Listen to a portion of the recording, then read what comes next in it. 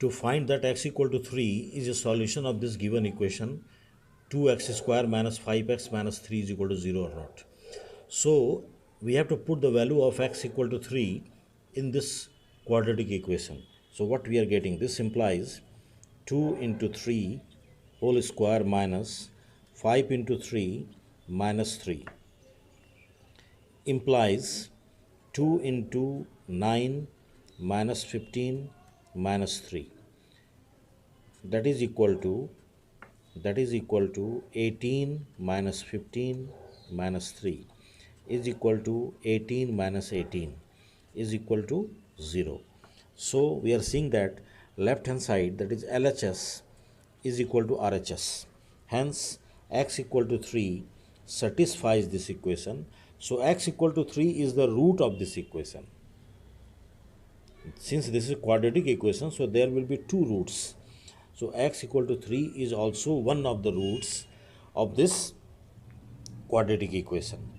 Now, after understanding these things, you have to understand phase wise. The first topic is solving a quadratic equation by factorization. By factorization method, how will you solve the quadratic equation?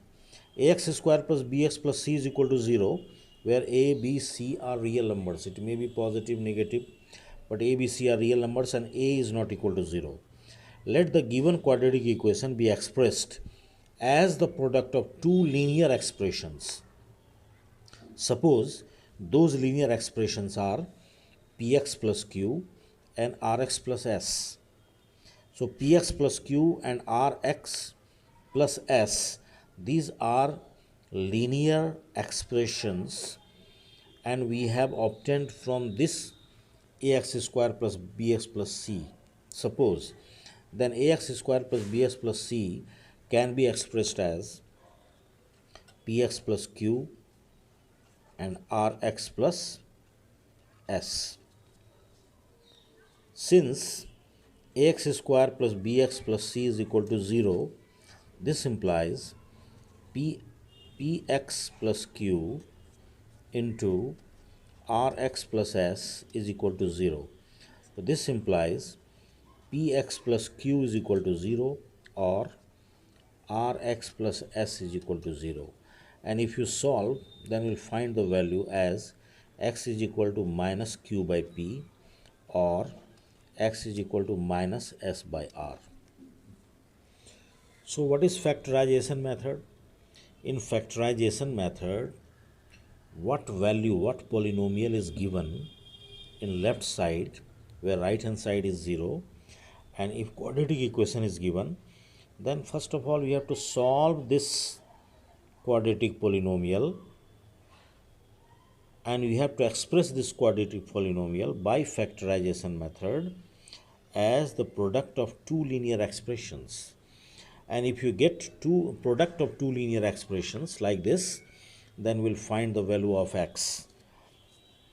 So this is the first thing. Second thing, we can solve quadratic equation by completing the square also. How will you solve this one? By completing the square. Let us take one example. 3x square minus 5x plus 2 is equal to 0 we have. So this implies, this can be written as 3x square here we have. So by dividing 3 throughout in left side and right side, what we are getting? X square minus 5 by 3 into x plus 2 by 3 is equal to 0, like this. This implies x square minus, in the middle we have to write in the form of 2ab.